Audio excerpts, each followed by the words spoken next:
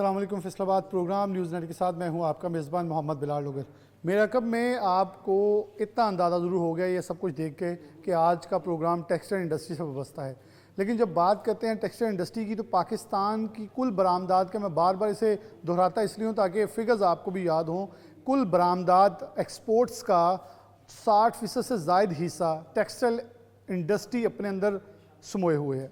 उस 60% में से 60% जो है वो शहर फैसलाबाद के हिस्से आता है और फैसलाबाद के इंडस्ट्रियलिस्ट एक्सपोर्टर्स इसको कैटर करते हैं। और ये एक पूरा ख़त्ता है जिसके अंदर से रोज़गार का एक लंबा सिलसिला शुरू होता है और हर घर तक और लाखों करोड़ों ख़ानदान जो हैं इससे वाबस्ता हैं और पाकिस्तान की ज़र मुबादला की सबसे बड़ी सनत तस्वर की जाती है। लेकिन अगर इस साल के आगाज़ की ज़िक्र करें 2024-25 की, तो माली साल के आगाज़ के अंदर पाकिस्तान 10% गुज़िश्ता महीने जो कि इख्तिताम हुआ है जुलाई का और जून का, उसके मुकाबले 10% खसारे का शिकार है, जबकि गुज़िश्ता साल रवां माह के मुकाबले में 3% बरामदात खसारे का शिकार हुई हैं। ट्रेड डेफिसिट बढ़ता हुआ नज़र आ रहा है। क्यों? क्योंकि जो 60% पाकिस्तान की टेक्सटाइल एक्सपोर्ट्स है उसमें 60% कम व बेश दरामदात होती हैं, तो महज हमें बचता है 40%। इसे कम करने के लिए हमें दरामदी वज़न कम करना होगा, जिसमें हमारी कॉटन प्रोडक्शन जो कि कमो बेश 1,40,00,000 बेल तक गई, लेकिन उसके बाद अब गुज़िश्ता साल भी बहुत हद जाके 83 लाख बेल तक टच की। लेकिन इस साल तो मज़ीद कम होती नज़र आ रही है। अब कॉटन के ऊपर वज़न कम करने के लिए नेशनल टेक्सटाइल यूनिवर्सिटी ने बहुत सारे प्रोजेक्ट्स लॉन्च किए, जिसके अंदर बनाना फाइबर था, सीसल फाइबर था और इसके अलावा कॉर्न फाइबर भी लॉन्च किया गया। अब एक नौजवान है उस्मान, जो कि fashion designing national textile university का तालिब इल्म है, अपने उस्ताज़ा के साथ मिलकर इस यूनिवर्सिटी की वजह से मरहून मिन्नत उसने जो सिगरेट का बचा हुआ वो फ़िल्टर है उससे फ़ाइबर एक्सट्रैक्ट करके एक कॉटन के साथ उसकी मिक्सिंग करके जो है उसे बाकायदा एक यॉन की शक्ल दी है।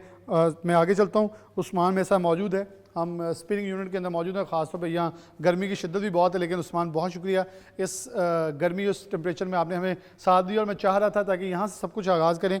आपके हाथ में सबसे पहले ये देखें नाज़रीन, ये वो सिगरेट्स हैं जिसके बचे हुए फ़िल्टर्स को उस्मान ने इस्तेमाल किया। अभी इनके अंदर से स्मेल भी आ रही है बाकायदा इन्हें, क्योंकि मैं इनके नज़दीक हूँ तो मैं इसकी वो एरोमा या इसकी फ्रेगनेंस जो है, जैसे स्मेल कह लें, वो फ़ील कर सकता हूँ और स्मेल कर रहा हूँ।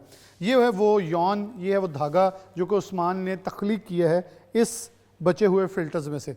अब आपको बताने का मकसूद ये था कि ये कम व बेश 15 से 20% मिक्सिंग के साथ कॉटन के इसे यॉन की शक्ल दी गई है। उस्मान से आगाज़ करते हैं। उस्मान, बहुत शुक्रिया आपके वक्त देने के लिए। सबसे पहले शाबाश कि आपने बहुत अच्छा, और आप उस एक्सपो से मुझे मिले हैं जिस एक्सपो में मैं कवरेज करने आया था, तो एक नया तजर्बा था। मैंने कहा कि आपको इस पर अप्रीशिएट भी करें। आपके उस्ताद भी हमारे साथ मौजूद होंगे, सुपरवाइज़र, उनको भी हम प्रोग्राम में लेंगे।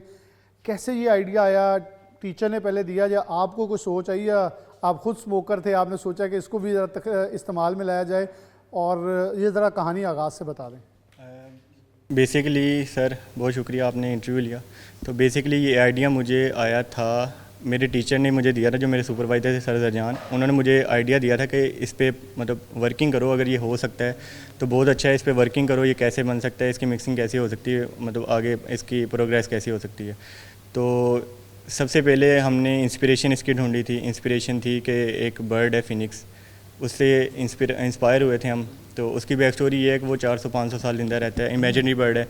तो उसके बाद वो जल जाता है, जल के ऐश बन जाता है, अपनी ऐश में से दोबारा रीग्रो होता है, ठीक है, उसका छोटा सा पीस। इससे हमने वो इससे रिलेट किया था कि सिगरेट होती है, सिगरेट भी वैसे ही वो जल जाती है, जल के ऐश बन जाती है, उसकी ऐश में से दोबारा इसके छोटे से पीसीज उसको हमने दोबारा रिक्रिएट किया था।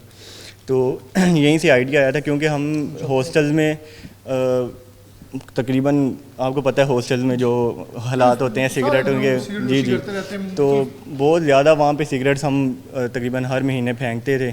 वहाँ से भी आइडिया था मुझे कि इकट्ठे हो जाएंगे। तो मेन इशू यही था कि सबसे पहले जो थी कि इकट्ठे कैसे होंगे, वो बहुत प्रॉब्लम थी, क्योंकि ये छोटे पीसी हज़ारों के हिसाब से इकट्ठा करना कोई आसान बात नहीं थी।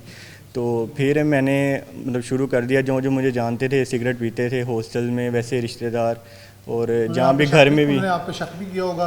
नहीं, सबको पता था। क्यों इकट्ठे कर रहे हैं? तो घर से भी मैंने लिए थे, तो मतलब रिश्तेदारों से जहाँ जहाँ से मुझे मतलब मिले मैंने इकट्ठे किए, दुकानों से, और मतलब यहाँ तक कि मैंने सड़कों से भी उठाए हैं, क्योंकि मतलब बहुत ज़्यादा इकट्ठे करने थे तो टाइम कम था, क्योंकि थीसिस प्रोजेक्ट था मेरा, तो इसलिए टाइम की लिमिटेशन थी, इसलिए मुझे ज़्यादा इकट्ठे करने थे। मैंने सड़कों से उठाए, मैंने जहाँ जहाँ से मुझे मिले मैंने उठाए। तो उसके बाद मुझे तकरीबन 3 महीने लगे थे इसको इकट्ठे करते हुए। तो उसके बाद मैंने इनको फिर इनका जो ऊपर वाला कागज़ होता है, ठीक है, वो उतारा, उनको साफ़ किया। तो उस पर मुझे काफ़ी दिन लग गए थे, क्योंकि इसकी स्मेल बहुत ज़्यादा थी और आपको मतलब करते हुए बहुत ज़्यादा वो इरिटेशन होती है और स्मेल से। तो उसके बाद मैंने जब वो मेरे पास थे, उसके बाद वो थे हार्ड फॉर्म में थोड़े, ठीक है, फ़िल्टर फॉर्म में। उसको बाद मैंने उसे बाय हैंड सब कुछ श्रेड किया एक एक करके। उसमें मुझे कम से कम 1 महीना लगा है सिर्फ श्रेडिंग में। और वो प्रोसेस बहुत गंदा था, बहुत ज़्यादा गंदा था, तो वो मुझे पता है मैंने कैसे किया है। उसके बाद फिर उनको मैंने डिओडर किया, उन पे डिटर्जेंट्स और सैनिटाइज़र लगा के उनको मतलब डिओडर कर दिया बिल्कुल। उसके बाद मैंने मिक्सिंग की उसकी, जो हम रज़ाइयों वाले वो मिक्सिंग नहीं करवाते, वहाँ से उसकी मिक्सिंग की कॉटन के साथ। तो उसके बाद फिर मैं यहाँ पे लेके आया, इनसे मतलब फॉर्म वगैरह साइन करवाया, फिर जो प्रोसेस होता है इनका, तो फिर यहाँ पे हमने यार्न की जो प्रोसेसिंग थी वो भी बनानी शुरू कर दी। चलो उस्मान, आपके साथ गुफ्तगू का सिलसिला आगे जारी रहेगा। आपके सुपर ये मशीन भी बल्कि दिखा दूँ, बासित साहब मौजूद हैं जो कि स्पिनिंग के यहाँ के इंचार्ज। मैं इनसे थोड़ी गुफ्तगू इस हवाले से कर लूँ, फिर इनके सुपरवाइज़र उनकी तरफ चलूँगा। अस्सलाम वालेकुम बासित साहब। वालेकुम सलाम। बहुत शुक्रिया वक्त देने के लिए। मेरे लिए बड़ा एक मुख्तलिफ सा ये तजर्बा है। आप क्या समझते हैं कि पाकिस्तान के अंदर जहाँ आप इस फील्ड से वाबस्ता हैं, आप ज़्यादा बेहतर जानते हैं कि अब हमारे कम पैदावार की वजह से आगे पावरलूम कम है, तो डे बाय डे हमारी स्पिनिंग जो इंडस्ट्री बंद हो रही है, ये अल्टरनेट फाइबर्स कितने ज़रूरी हैं इस वक्त इंडस्ट्री को चलाने के लिए और ख़ास तौर पर बरामदात की ग्रोथ के लिए? जी, आजकल एक्चुअली जो है ना वो वेस्ट पे बहुत काम हो रहा है। तो टेक्सटाइल के हवाले से अगर हम बात करें तो बहुत सारी वेस्ट है जिनको हम फाइबर्स में कन्वर्ट करके फिर उससे यार्न और फिर फैब्रिक बना सकते हैं। तो ये ओवरऑल दी वर्ल्ड जो है ना इस पे बहुत ज़्यादा काम हो रहा है। तो इसी तरह ये स्टूडेंट्स ये आइडिया लेके आए थे, इनके पास फ़िल्टर्स थे, तो ये थोड़ा सा मुश्किल काम था क्योंकि मुख्तलिफ जो मशीन्स होती हैं वो बहुत हसास होती हैं। तो वहाँ से फिर जो हमारी हमारा लैब स्टाफ है उन्होंने बड़ी एहतियात के साथ जो है ना इसको चलाया। तो बेसिकली जो फाइबर्स जो यार्न बनता है उसकी 2 टेक्निक्स होती हैं। एक तो हम प्योर बना लेते हैं, मसलन कॉटन है वो 100% कॉटन है। दूसरा ये है कि हम मिक्स करते हैं, ठीक है, कॉटन को फॉर एग्जांपल मिक्स कर दिया पॉलिएस्टर के साथ। तो इसी तरह यहाँ पे इन्होंने जो मिक्स किया है वो 15% सिगरेट का फ़िल्टर लिया है और 85% कॉटन ली है, इनको मिक्स किया है। तो यहीं पे ये सारा इनको मिक्स करके और मिक्स करने से यार्न तक का जो प्रोसेस है वो इसी लैब में जो है ना वो बनाया गया। चलिए जी, ये बड़ा इंपॉर्टेंट है। और उस्मान हमारे साथ मौजूद है। उस्मान के हाथ में वो जैकेट भी है, वो वेस्ट कोट कह लें, जैकेट कह लें, प्रोडक्ट कह लें, जो कि बेसिकली उस्मान ने इस फाइबर से बनाए। उस्मान आप इसे होल्ड कीजिएगा, शहज़ेब ज़रा दिखाएं। इसकी सॉफ्टनेस मुझे बड़ी स्मूथनेस बहुत अच्छी है और ये आप देख सकते हैं बड़े क्लोज से शाहजेब आपको दिखा रहा है। और ये उस्मान ने सारे डिज़ाइन करके बेसिकली एक्सपो के अंदर भी रखा था। और दिखाने का मकसूद सिर्फ और फिर से वो है कि हम बहुत सारी यूनिवर्सिटीज़ के अंदर जाते हैं, उनके सालाना प्रोजेक्ट्स दिखाते हैं, बच्चों को शाबाश भी देते हैं, लेकिन बहुत सारे प्रोडक्ट्स वेरी ऑनेस्ट मैं बताऊं, थोड़ा सा कड़वा लगेगा, स्टूडेंट बनवा के ले आते हैं। लेकिन ये चीज़ें काबिल सताइश है। मेरे पूरा एक प्रोग्राम उस्मान के ऊपर करने का मकसद ये था कि उस स्टूडेंट को ज़रूर अप्रिशिएट किया जाए जिसने कहीं से बना बनाया चीज़ नहीं उठाई, उसने बल्कि एक ऐसी चीज़ बना के दिखाई है जहां पाकिस्तान में कमोबेश 25 मिलियन लोग सालाना सिगरेट कंजम्पशन करते हैं, सालाना सिगरेट पीते हैं, जहां पाकिस्तान को स्मगल सिगरेट्स की मद के अंदर कमोबेश $1 अरब का नुकसान होता है हर साल, जो स्मगलिंग और नॉन कस्टम पेड सिगरेट्स नहीं होती उनकी मद के अंदर। और आप ये देखें कि इससे अल्टरनेट जो चीज़ें निकल रही हैं ये कितनी बड़ी एक इंडस्ट्री है। हम आगे चलेंगे, उस्मान से उनके सुपरवाइजर सबसे पहले मौजूद हैं साथ, उनसे गुफ्तगू आगाज़ करते हैं। अस्सलाम वालेकुम जी। वालेकुम बहुत शुक्रिया आपको वक्त देने के लिए। ये कैसे आपके जहन में आया कि आप दोनों ने मिलकर एक ऐसी चीज़ बनाई है डेफिनेटली जिससे इंडस्ट्री के अंदर हम बहुत आगे लेके जा सकते हैं, इसके ऊपर बहुत काम हो सकता है। और थोड़ा सा आप आसान कर दें क्योंकि मेरे पास सवालात उसके हवाले से बड़े मुबहम होते जा रहे हैं कि ज़ुबान लड़खड़ा रही है कि बड़ा एक अच्छा काम उस्मान ने और आपने मिलकर किया है। जो इंडस्ट्री इस वक्त बहुत सारे मौशी बहरानों का शिकार है, वहाँ एक ये माइनर सी चीज़ बल्कि एक नया कारोबार भी बहुत सारे लोग इन्हें चुन के एक इंडस्ट्री में पहुँचाएंगे, वहाँ से एक नया रोज़गार आगाज़ होगा। जी, अच्छा, पहले तो आप देखते हैं कि हमारे चारों तरफ सिगरेट स्मोकर्स मौजूद हैं, ठीक है। उन्हीं को देख के मेरे माइंड में ये आइडिया आया था और काफ़ी देर से ये मेरे माइंड में था कि मैं एक दिन अपने किसी स्टूडेंट को कहूँगा कि ये आइडिया आपने करना है, ठीक है। तो जब उस्मान मेरे पास आया एज ए थीसिस स्टूडेंट, तो मैंने उस्मान को कहा कि यार उस्मान, ये आइडिया है, तो अगर थोड़ा सा मुश्किल है लेकिन अगर इसको करोगे तो ये बहुत अच्छा आइडिया है। और उस्मान ने कहा कि सर जी, मैं ज़रूर इसको करूँगा और ज़रूर इसको कंटिन्यू करूँगा। और इसने दिन रात मेहनत की। सबसे ज़्यादा मुश्किल काम, जैसे उस्मान ने भी बताया, कि ये था कि उन बर्ड्स को इकट्ठा करना था, कि उन्हें इकट्ठा करें। और इसने डिफरेंट जगह पे जाके उसको इकट्ठा किया, फिर उसको फ़िल्टर, उनको साफ़ किया, उनको डीऑर्डर किया और उसके बाद उनको यूज़ेबल फॉर्म में लेके आया। ये सबसे एक मुश्किल टास्क था। और उसके बाद शुक्रिया कहूँगा मैं अपनी स्पिनिंग टीम का भी, एनटीयू की, जिन्होंने इसको आगे इस स्टेप को लेके गए और इसको पॉसिबल बनाया कि उसको एक यान की शक्ल में कन्वर्ट किया, ठीक है। और उसके बाद हमारा ये प्रोजेक्ट जो है वो सक्सेसफुल हो चुका। दुनिया के अंदर, पूरी दुनिया के अंदर सस्टेनेबिलिटी का ऊपर बहुत ज़्यादा काम हो रहा है। 2030 तो लास्ट ईयर है, उसके बाद जो सस्टेनेबल होगा वो सर्वाइव करेगा, अदरवाइज इंडस्ट्री को ताला लगेगा, क्योंकि उन्होंने ऑर्डर ही नहीं लेना आपका। डेफिनेटली। तो उसी कॉन्सेप्ट को माइंड में रखते हुए मेरे माइंड में ये एक आइडिया था काफ़ी देर से, जिसको उस्मान ने बड़े बखूबी से सक्सेसफुली उसको बना के दिखाया है। और आज वो अप्रिशिएट किया, मैं भी करता हूँ उसको और दुनिया भी कह रही है कि आपने ये बहुत अच्छा काम किया। हम थोड़ा सा आगे भी चलते जाते हैं साथ साथ, इसको हम कमर्शियल बुनियादों पे लेके जा सकते हैं कि इंडस्ट्री के लोग इसको अपनाएं, तो कोई मुश्किल तो नहीं होगा? क्या मशीनरी भी वही इस्तेमाल हो जाएगी, केमिकल्स भी वही यूज़ हो सकते हैं? डेफिनेटली इसको कमर्शियल लेवल पे लेके जाया जा सकता है। हम जस्ट एक प्रोसेस बनाने की देर है, एक स्टेप बाय स्टेप प्रोसेस बनाना है कि बर्ड्स को इकट्ठे कैसे करना है। जैसे हमारे ये पानों वाले खोखे हैं, ठीक है, हम वहाँ पे उनको कह सकते हैं कि आपने इनको कलेक्शन करके हमें देना है। डेफिनेटली फेंक दिया जाता था, फेंक दिया जाता था, पता चला अब इंडस्ट्री बन गई। कौन फेंक दिया जाता था, उसका छिलका आप लोगों को पता चला, वो इकट्ठा होगा। किसान नहीं उसे बेचेगा, किसान उसे नीचे बिछा लेता था और उसके ऊपर छलियाँ सुखाता था। अब वो उनको भी ख्याल करेगा, उसे पता मेरा ये भी बिकना है। जब लोगों को पता चलेगा कि ये चीज़ भी सेल हो रही है, तो वो डेफिनेटली उसको कलेक्ट करेंगे, वो उसको वेस्ट नहीं करेंगे। उससे एक तो हमारा इन्वायरमेंट बचेगा और दूसरा हमारा जो रॉ मटेरियल है, कॉटन है, उसके ऊपर बर्डन कम होगा। और तीसरा, हम इससे एक नई फैशन इंडस्ट्री से गारमेंट्स बना सकते हैं जो कि वेयरेबल हैं।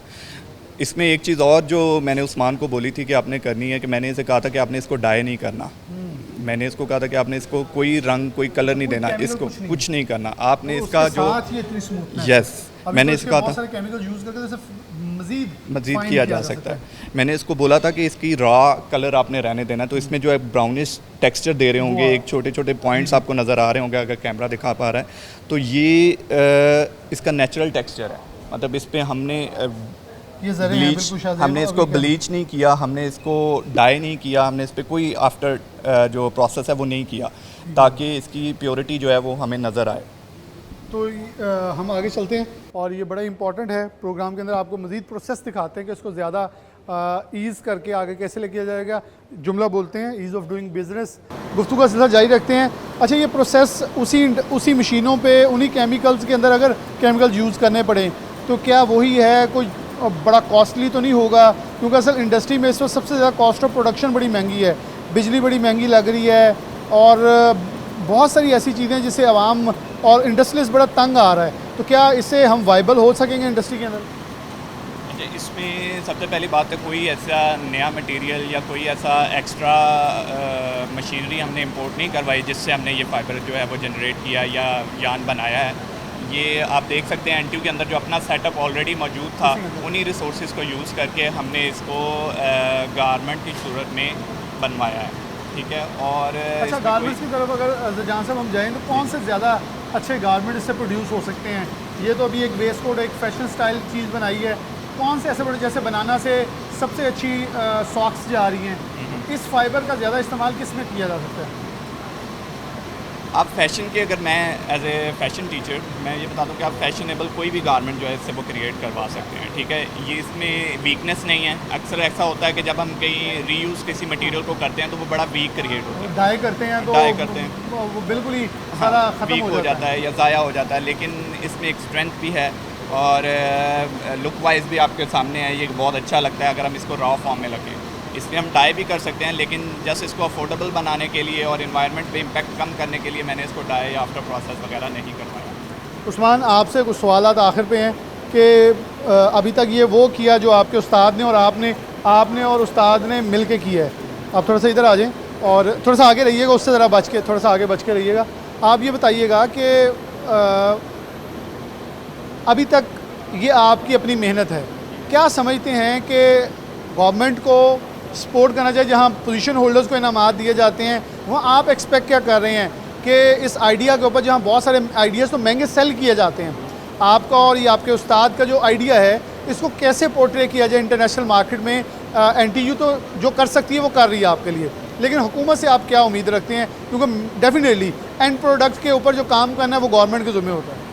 जी, ये जैसे आपको पता है ये एक इनोवेटिव आइडिया है, इनोवेशन पर हर कोई काम करता है, तो गवर्नमेंट को चाहिए कि या इसके मतलब प्रॉपर मुझे एक सेटअप दिया जाए कि मुझे मतलब ताकि मैं वहाँ पे वर्किंग कर सकूँ, या मुझे एक मतलब इजाज़त दी जाए किसी इंडस्ट्री से, मुझे सपोर्ट दी जाए कि मैं वहाँ वर्किंग कर सकूँ इसको प्रॉपर पोर्टेबल बनाने के लिए।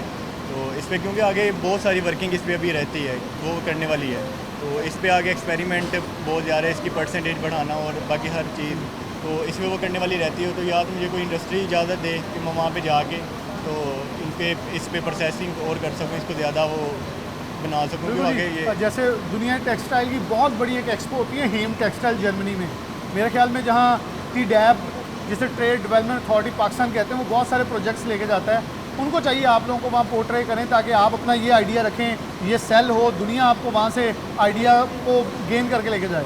जी ऐसे ही है, क्योंकि तो इसलिए मुझे उम्मीद है कि मुझे मौका मिलेगा आगे।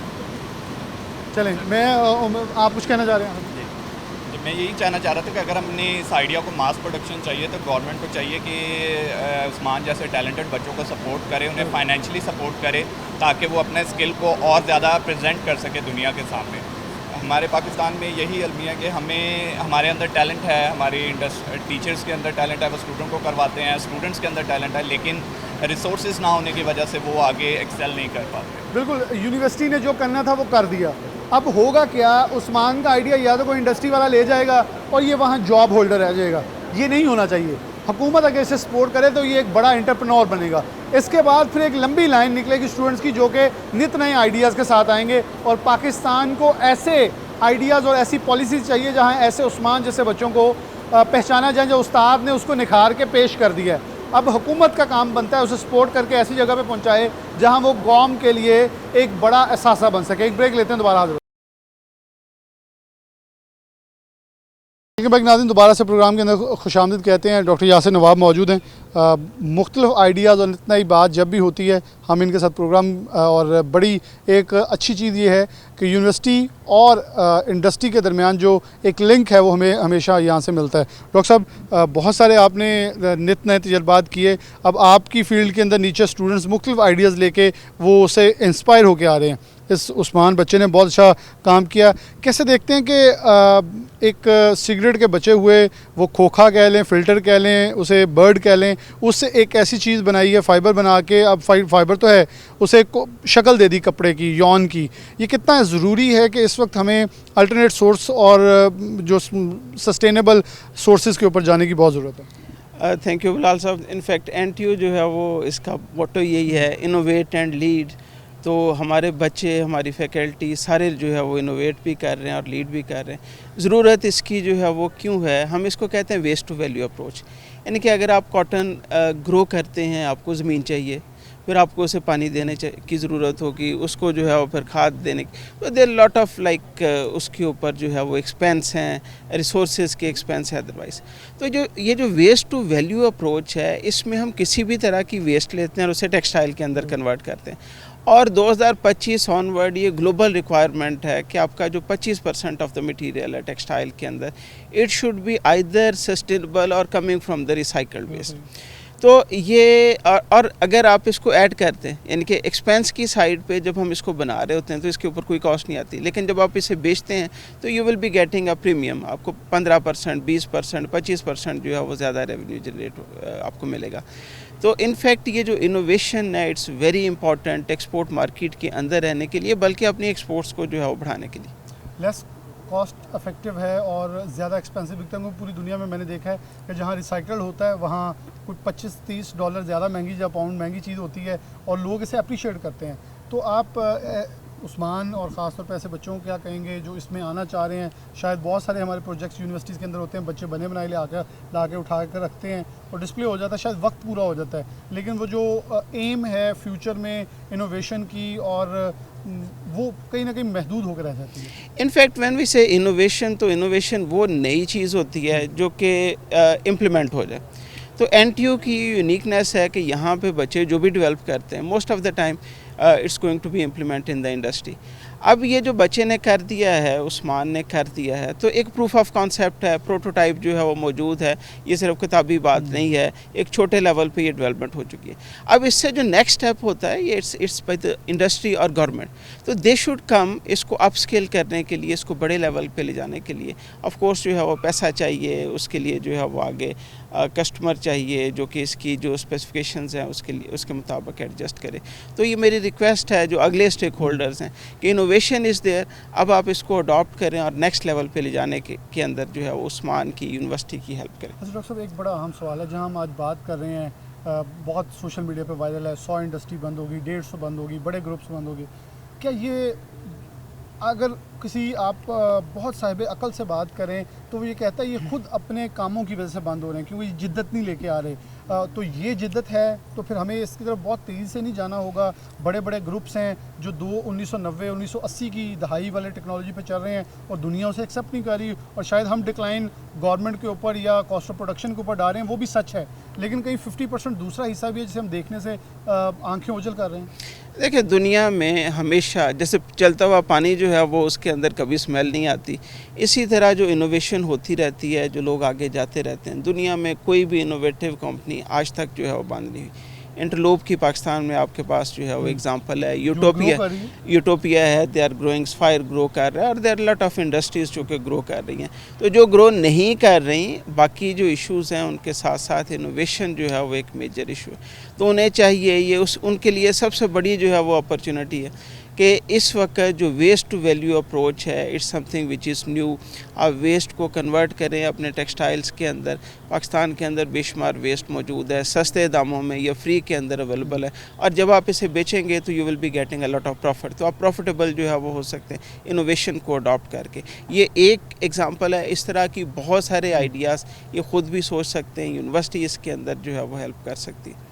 बहुत शुक्रिया। डॉक्टर यासिर नवाब मौजूद थे और मैं यहाँ डॉक्टर साहब की बात को इंडोर्स करते हुए थोड़ा सा आगे चलूँगा। फैसलाबाद में एक ऐसा इंडस्ट्रियलिस्ट है, मैं नाम इसलिए भी इंडस्ट्री के लेना चाहूँगा, उनके साथ भी एक इंटरव्यू करेंगे। उन्होंने एक ऐसी फैक्ट्री ले ली जो शायद पैसों के एवज़ उनके ऊपर लाद दी गई।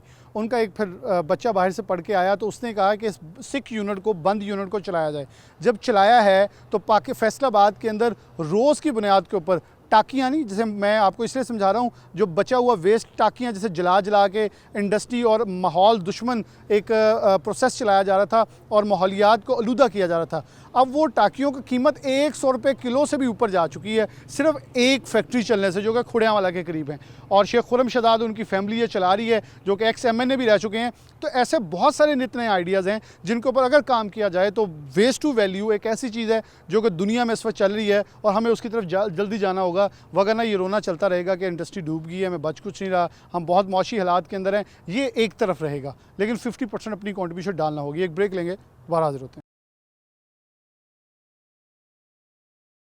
बैक नाज़रीन, दोबारा से प्रोग्राम के अंदर खुशामदीद कहते हैं और बात कर रहे हैं टेक्सटाइल के अंदर जिद्दत की, जहां पाकिस्तान की टेक्सटाइल बरामदात साल 2024-25 के पहले महीने के अंदर जो है वो अगर गुज़िश्ता साल से बनिस्बत लगाएं तो 10% तो 3% और गुज़िश्ता महीने से 10% खसारा नज़र आ रहा है। ये खसारा इस चीज़ का गमाज़ है कि जो टेक्सटाइल इंडस्ट्री मालिकान चीख रहे हैं, cost of doing of business, ये बिल्कुल सही है। खालिद नदीम साहब मौजूद हैं, एग्जीक्यूटिव मेंबर है बूमा हैं, मारूफ एक्सपोर्टर हैं दुनिया भर के अंदर। मुख्तलिफ प्रोडक्ट्स है जिसके अंदर बेबी गारमेंट्स हैं, जिसके अंदर नेटवेयर है, बेडवेयर है, बेडशीट्स हैं, टॉवल है, सब के अंदर बरामदात एक्सपोर्ट्स कर रहे हैं। खालिद साहब बहुत शुक्रिया वक्त देने के लिए। कैसे देख रहे हैं कि textile university Faisalabad textile industry के लिए एक बिलाशुबा एक वेंटिलेटर की हैसियत रखता है, जहाँ कहीं भी जब बहुत कॉस्ट ऑफ प्रोडक्शन बढ़ी हो, कुछ नए तजर्बे आते हैं। हमने देखा बनाना फाइबर, हमने सीसल फाइबर देखा, इसके अलावा कॉर्न फाइबर देखा। अब एक नौजवान है जिसने सिगरेट के बचे हुए जो फ़िल्टर्स हैं उनसे बिलाशुबा फ़ाइबर होता है, लेकिन उसको इतना साफ़ करके उसे बिल्कुल एक ऑर्गेनिक कॉटन के साथ मिला के कपड़ा बना दिया है। आप कैसे देखते हैं इस जिद्दत को, ख़ासतौर पर यूनिवर्सिटीज़ के इस किरदार को, जहाँ हमेशा हम एक गैप की बात करते हैं कि यूनिवर्सिटी के अंदर और इंडस्ट्री के अंदर गैप है, वो कवर नहीं होता, और वहाँ ये यूनिवर्सिटी ऐसा किरदार अदा कर रही है जहाँ इंटरलूप जैसी इंडस्ट्री एक्सपोर्ट कर रही है, डायमंड जैसे इंडस्ट्री मालकान जो हैं इसके साथ लाइजोन के अंदर हैं। आप इस पूरी चीज़ को कैसे, क्योंकि आप उमूमन इनके प्रोजेक्ट्स के अंदर, इनके डिस्प्ले के अंदर, इनकी जो चीज़ें होती हैं रिसर्च, उसके अंदर आते रहते हैं।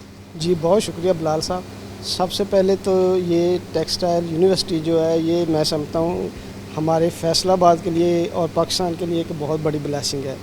यहाँ पे आपने देखा पिछले 5-6 साल से जो डॉक्टर तनवीर साहब और उनकी टीम ने रिसर्च पे बहुत काम किया है, और ये सारी एनर्जेटिक टीम है, और काफ़ी चीज़ों को वर्ल्ड वाइड जो नई है प्रोडक्ट्स उनको इंट्रोड्यूस करवाया, जिसका अभी आपने मेंशन किया। ये हमें एज ए इंडस्ट्रियलिस्ट और एक्सपोर्टर हमें इनके साथ लाइजन स्ट्रॉन्ग करना चाहिए, ताकि इनकी टेक्नोलॉजी को हम दुनिया के सामने लेके जा सकें और एक अच्छा रेवेन्यू अर्न कर सकें। ये दुनिया है रिसर्च और टेक्नोलॉजी, हर वक्त दुनिया में कोई ना कोई इनोवेशंस और टेक्नोलॉजी चलती रहती है। हम इसके बगैर सर्वाइवल नहीं है। आप देखें हमारी जो जिसे कहते हैं हमारी जो रवायती टेक्सटाइल है वो डिक्लाइन बड़ी तेज़ी से हो रही है, और सिर्फ़ हम वही सेक्टर टेक्सटाइल में ग्रो कर रहे हैं जो इनोवेशंस में है, जो फाइन प्रोडक्ट में है, वो ग्रो कर रहे हैं। आजकल आप जब बात करते हैं ना कि इंडस्ट्री बड़ी डिक्लाइन में है, बड़ी मुश्किलात में है, तो तनकीद भी आती है रिसर्च ओरिएंटेड सेक्टर से, R&D करने वालों से, कि ये कौन सा जिद्दत लेके आते हैं, पुरानी लूमें चला रहे हैं, वही धागा चला रहे हैं, वही साइजिंग चल रहे हैं, अब एयर जेट की भी बहुत पुरानी क्वालिटी है, दुनिया कौन सी पिक्स पे हम कहाँ खड़े हैं, तो फिर यही होना है। तो मेरे ख्याल में ये तनकीद फिर उनकी भी जायज़ बन जाती है, जहाँ इंडस्ट्रियलिस्ट जिद्दत को अपनाना नहीं चाह रहे होते। जी ये बिल्कुल, ये तनकीद इसको अगर हम पॉजिटिव लें तो ये बहुत पॉजिटिव है, सही है तनकीद। हम बीइंग इंडस्ट्रियलिस्ट, हम लोगों ने उतना पैसा R&D पे नहीं लगाया। हमें जो पैसा रिसर्च पे लगाना चाहिए थे, अपनी मशीनरी को रेनोवेशन के लिए, अपडेट मशीनरी के लिए लगाना चाहिए था, वो जो जिन अदारों ने तो लगाया है, आप देखें उनका बिज़नेस जो है वो 100 टाइम ग्रो हुआ है। अब ये वक्त है इनोवेशंस का, एनर्जी सेविंग का। जिस इंडस्ट्री में उन्होंने मशीनरी चेंज की है, कॉस्ट और एफिशिएंट मशीनरी ऐड की है, उनके मार्जिन्स बढ़े हैं, उनकी प्रोडक्शंस बढ़ी हैं, तो ये सारा कुछ इसमें फिर वही बात आ जाती है कि हमारी जो टेक्सटाइल यूनिवर्सिटी है ये हमारे एक्सपोर्ट्स को, हमारी लोकल इंडस्ट्री को बहुत ज़्यादा गाइड कर सकती है।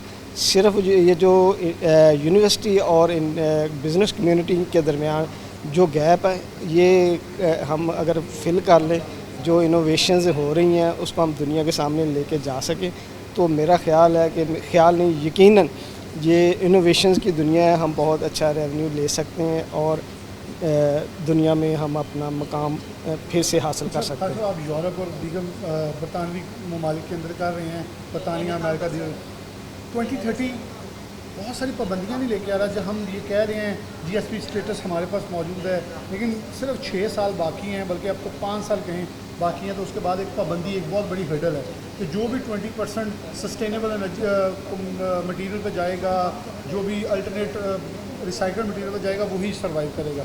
तो इसके ऊपर आपके ख्याल में अब तक कितना काम हो चुका है या हो रहा है और होना चाहिए? जी ये यूरोप का विज़न है 2030, जिसको वो लेके चल रहे हैं, जिसमें एटलीस्ट आपका 20 से 30-50% तक आप रिसाइकल जो मटीरियल्स हैं उसको यूज़ करें। बदकिस्मती से हमारी जो एक्सपोर्ट इंडस्ट्री है या SME सेक्टर्स हैं वो इससे अवेयर नहीं है, और इसका बहुत ज़्यादा जो है ड्रॉबैक आएगा। यूरोपीय यूनियन ने इसका कैटेगोरिकली कहा हुआ है कि हम ये एक्सपोर्ट्स बंद कर देंगे जिनके पास रिसाइकलिंग के ही नहीं है, लाइसेंस नहीं है, सर्टिफिकेशंस नहीं है, जो रिसाइकल प्रोडक्ट को नहीं यूज़ कर रहे। बड़ी उनके पास तो DNA तक है, वो कपड़े का DNA करके बताते हैं। आपने धागा कौन सी, क्रॉप का, कॉटन कौन से मुल्क का यूज़ किया, वो तो आपके ऑर्डर उठा के वापस फेंकते हैं। जी एग्जैक्टली ऐसे ही है। आप देखें हमारे पाकिस्तान में और फैसलाबाद में जो बड़े अदारे हैं वो इसको अडॉप्ट कर चुके हैं, वो उनकी 5 साल पहले ही वो इस चीज़ को यूटिलाइज़ कर रहे हैं, और उनकी प्रोडक्ट आम प्रोडक्ट से ज़्यादा कॉस्टली बिक रही हैं। हमारी बदकिस्मती ये है कि एक तो हमारे पास बेसिक नॉलेज नहीं है, दूसरी चीज़ है कि हम शायद लर्न करना भी नहीं चाहते। हम रवायती प्रोडक्ट के ऊपर चल रहे हैं, जो कि दुनिया बहुत आगे निकल गई है रवायती प्रोडक्ट पे। अगर हमने अपनी टेक्सटाइल को आगे लेके जाना है तो हमें ये जो विजन 2030 यूरोपीय यूनियन का रिसाइकलिंग का, इसको लाजमी अडॉप्ट करना पड़ेगा। अदरवाइज़ हमारे जो कंपेटिबल कंट्री हैं, इंडिया है, बांग्लादेश है, वियतनाम, वो बड़े तेज़ी से ऑलरेडी इसमें आ चुके हैं। हाँ, अभी भी टाइम है, हम लोगों को इसमें आना चाहिए। और इसमें फिर अगेन ये टेक्सटाइल यूनिवर्सिटी हमें बैकबोन है, ये हमें गाइड कर सकती है। आपको पता है जो SME है उनके पास इतने रिसोर्सेज नहीं होते, लिमिटेड से रिसोर्सेज होते हैं, एक दो बंदे ही होते हैं, वही मार्केटिंग कर रहे होते हैं, वही प्रोडक्शन को देख रहे होते हैं।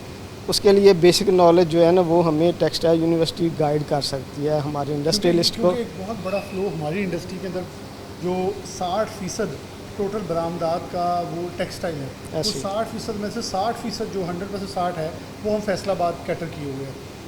R&D नहीं है किसी इंडस्ट्री के अंदर, किसी फैक्ट्री वाले ने। और मेरा ख्याल में ये एक बेहतरीन अदारा जो R&D कर करके दे रहा है, इसको अडॉप्ट करना। इंटरलूप जैसा अदारा अगर अडॉप्ट कर रहा है, इसका मतलब है कि इनकी R&D इतनी कामयाब है कि पूरी दुनिया के अंदर आज बनाना फाइबर का जिक्र हो रहा है और साथ NTU लफ होता है, क्योंकि उनको पता है पूरी दुनिया को कि इसको फाइबर की शक्ल देना किसी के लिए मुमकिन ही नहीं हो रहा था। सही। कौन को बेशक फाइबर निकला, लेकिन उसके कपड़े की शक्ल नहीं दी जा रही थी। इन्होंने उसको दिया और एक मिसाल कायम की जिसमें पूरी दुनिया अब हाथों हाथ खरीद रही है। जी डेफिनेटली, ये देखें आज जैसे आपने कहा बनाना तो फाइबर यूज़ कर रही है फैसलाबाद का एक ब्रांड, वो इन्होंने रिसर्च की, उस अदारे ने टेक्नोलॉजी इनसे 4-5 साल के लिए वो ख़रीद लिया। अब वो दुनिया में वो उसकी प्रोडक्ट बना के बेच रहे हैं। उसमें एक इशू ये भी आता है कि रिसर्च के ऊपर बहुत ज़्यादा इन्वेस्टमेंट होती है, छोटे अदारे नहीं कर सकते।